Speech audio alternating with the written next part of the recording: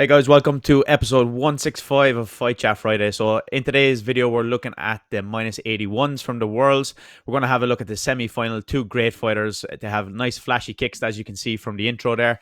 And we're going to get into some of the things that were very, very important in the key battle of this victory here, and what was the deciding factor in the end for Stefano, who went on to the final. So we will get stuck into the fight clip right away, and we'll have a look at the stat then in a little while. We have a new stat as well today, which should make sense in this particular fight. Yeah, so as I said, two particularly leggy front leg fighters, both right-legged predominantly, but both guys can go and use the left leg a little bit as well. So really this is going to be about who finds the range and who gets on top in terms of initiating those contacts.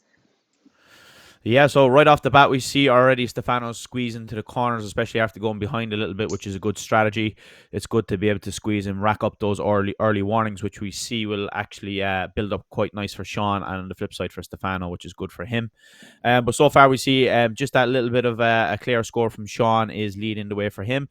I would like to see him just try to be a little bit more active here in this first round and build on that score, because it's only essentially a one-score lead, and you don't really want to settle on that too early in the match, as we can see already Stefano's starting to claw that back.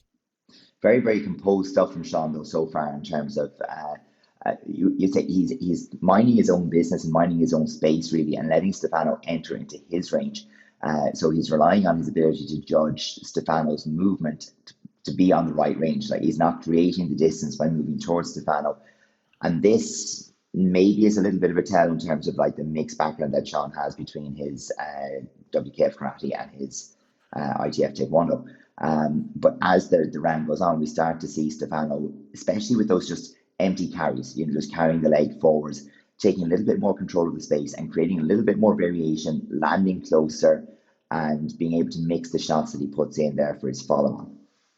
Yeah, especially if Sean is so effective off that front leg. Like, his front leg is really, really good. So if Stefano is just using those carries to negate that, like we see here with a lot of clashing, it just takes that away from him. It stops him being as successful. And then it allows Stefano, like we see here, to try to get to contact first with the hands, and also potentially get the first to contact with the legs. We also see Stefano is actually generally the one who finishes the exchanges on the front foot, and a nice little band-aid there to finish out the round didn't land in terms of a scoring shot, No. but a nice little a nice marker to put it in Sean's head, just to say, okay, you got to be careful here. If you use that front leg, I might punish you. So an interesting decision to go in left-legged this time, and they've both changed now to left-legged, where they started both with the right leg in front, and they both ended up going back to left leg. So we are seeing that little bit of an exchanging of leg, and that's definitely looking to bring certain shots into the game that might not be otherwise. So we do see, as the match goes on, they progress and change between using front leg hook kicks. They sometimes are looking to come over the blind side shoulder, but more with the front leg hacks. But both do quite like taking that little hook kick into the body or up to the head. Yeah, we see a nice little exchange in the previous one from Sean getting the Mm. hands. I'm not sure why he got a warning at the end of that, but that was actually something that you want to see more of Sean doing, coming out of that round, pushing it forward a little bit, mixing it up, because he was almost a counter fighter for most of that. And we know from the stats so far, if you have that lower rate, chances are you're going to be in trouble towards the end of the fight. So he's getting a Mm. bit more active here, but now we see Stefano is replying and responding in a really positive way, and giving some questions for Sean to answer and putting the flip on the switch. And now he's 4-0 in the lead. So with the last minute to go, he's in the driving seat a little bit there. So just going back to have a look at this is where everything kind of flipped or changed over, and it can be in a very, very small exchange. But he's pretty much had put Sean in a position where he's got 1 foot outside of the ring, and he's having to make that decision. Do I take the warning uh, and reset and try and do something else, or do I hang on in here and try and find a way through the fence that's being put up in front of me? And as it turns out, in retrospect, maybe the wrong choice, because Stefano does get the score, and it brings him to that slight lead. Quite a significant lead on 2 of the cards, though, actually, after that exchange, 6-point leads. Yeah, we'll see that in the stats later on, that two of these cards essentially were not in play. I think he might have snuck through with a headshot there in that little sequence as well that Yeah. wasn't visible to the camera side. But unfortunately for Sean here now, it's like this is the opposite to what he needs. With 20 seconds left on the board, only 2 cards in play, he can only at best claw back a draw, and Yeah, both fighters have the 2 and the 5 warning. So this is a pivotal moment here now. We essentially need him to get on the front foot, get some scores together, and in the last 20 seconds, we see he tries to squeeze towards the corner. Nice band opportunity there as well. If that scores, that's a massive shot. Unfortunately, it doesn't seem to sneak through. And then we have the last dying seconds here. The clock's running. Last couple of seconds, even more seconds gone off the clock. And it's enough for Stefano to just step out. He has that big enough lead there where that last warning doesn't make as much of a difference. yeah. And that's that. Yeah, and failing that last warning, it is a 1 point game. There's just 1 point on that second card just before the end there. So, as we see it, the push out. So there really was quite a lot to play for. And, no harm in taking the attempt at that band-aid, but unfortunately it hasn't worked out. The warning has come in his direction. But, yeah, really kind of a match that you'd say Sean started so brightly, got himself a nice cushion of a lead, but maybe wasn't active enough in putting the foot to the floor and That's it. really extending that lead. The difference between a 3 point lead and a 4 point lead can be quite massive as the match goes on.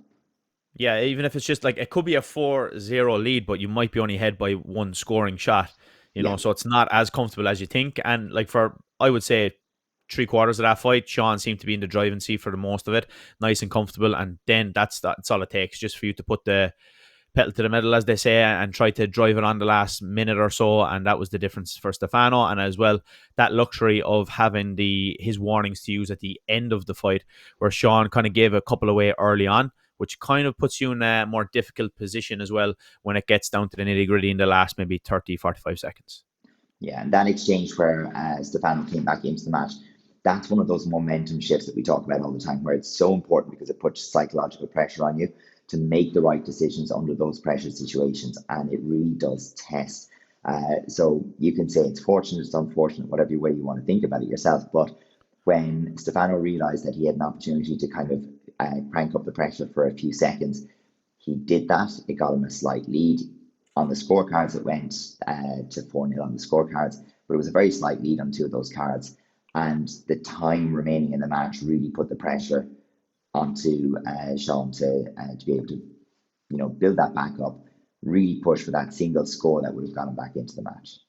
Yeah, let's see what the stats say and what story that tells. So we can see here straight off that the carries were a big feature for Stefano off that front leg. We can see as well, it was also a tool used for Sean, but mostly just as a step back here and look at the visual, we can see it's mostly kicking contest that we can see. A couple of exchanges with blitz and hands, but mostly it was the kicks that won and lost this fight, mostly for both guys. So a couple of attempts at different variations. We can see that the turning kick was a big factor for both of them. We did say that this kick is making a return. Good, some nice opportunities as well for bandays and goros and things like that from both fighters. Good Yeah, opportunities to good use them. range. Yeah, exactly. So it's nice to keep your opponent just guessing, really, essentially, and make them not have the luxury to just settle in and take control fully. Always have them second guessing what they're doing is a good thing to be able to do for anybody. The side kicks there is a great one, I think, because you can see both fighters are really accurate with them when they switch Yeah, their decision from making a carry to an actual good extension on that side kick, trying to land it to the hip. They were both very accurate with that and used it really, really well. So I think the big difference there, really, if you look at it from a visual standpoint, was just the carries were a bit more successful for Stefano, which means that he might have been more successful with controlling the distance. But very, very close fight. yeah, definitely. And as we're looking at the contact made, the percentages, we're really looking at quite good accuracy from both. So even with Stefano having the lower accuracy in terms of the number of attempts that brought him into contact, 40% is still reasonably high, whereas Sean's 52.7% is, about as good as we've seen anywhere in terms of the number of shots thrown actually making contact with the opponent. But the difference there is definitely in those carries, where Stefano's using his carries just to dictate spacing, not so much with a real attempt to make contact. He's not too worried about that. It's the follow-on shots that were mattering from him. And it meant he was willing to work and to do more, I suppose, across the entire match, with one action every 3.87 seconds compared to one every 4.36 for Sean. We see again, very, very typical. This is very standard. We're seeing 11 restarts, very, very normal. 9 warnings in total across the match, and then you have your 2 C-jacks for the start of the 2 rounds. So not necessarily a very, very, very big difference between the two guys in terms of the number of shots thrown or how active they were. But it's curious for us. It's probably the first time we've seen where the contact rate was lower on the winning party. So that's interesting.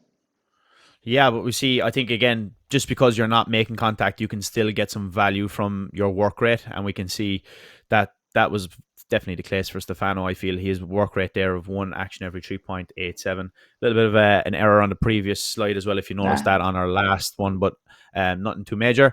Here we see a little bit of a difference in terms of the scores. I think that was a big factor. That was just a little bit more work rate means there was more opportunities for Stefano to get those scores. So we can see an average score of, if we divide all the flags by 4, he got a 5.75 score. If that was without the warning that he got, the 3 warnings to take away 1 score, obviously that's 6.75.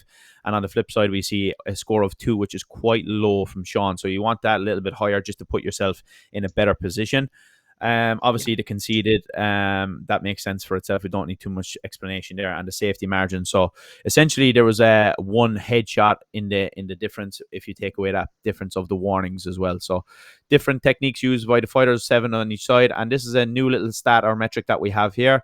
So although Sean was a little bit more active in being first into contact, he wasn't as active coming out of contact, and Stefano kind of won that battle. So we can see there's actually a nice difference there in him coming out of most exchanges with the last action in contact with 14. So I think that's a big telling point there as well, that he was a little bit more active in the exchanges, and there was a total of 27. So a lot of opportunities there for Stefano to get stuck in. Decision flips, we have 3, so that just shows it was a very close fight, back and forth. Not too much of a barn burner in terms of lots of actions that made it go back and forth more than that. And flags in play at the end, we had 2. Even with the warnings, it still would have been 2 no matter what. So we see the best that Sean O'Neill could have done there was fight for a draw. So it's important to understand where your game state is. absolutely. And I do think in this one, it seemed to be evident that he knew what the game state was, and that he needed that 1 score to bring himself back into it. He was chasing with those band-aid audios right there at the very, very end, and was unlucky enough not to get them. But for me, this is a really interesting one because of the fact that we have such high accuracy from Sean, but not necessarily translating into big scores. So the fact that he's on range and into contact didn't translate into those big scores and a higher return on the scoreboard as we might have expected to see. So I suppose good defense from Stefano to some degree as well. But more so, I think that the story of this one was the control of the distance and where the scoring was happening. I think Stefano was for the most part middle and pushing out, and Sean was for the most part on the outside and taking shots on the edge of the ring. And perhaps just the visibility to the judges may have worked against him there as well.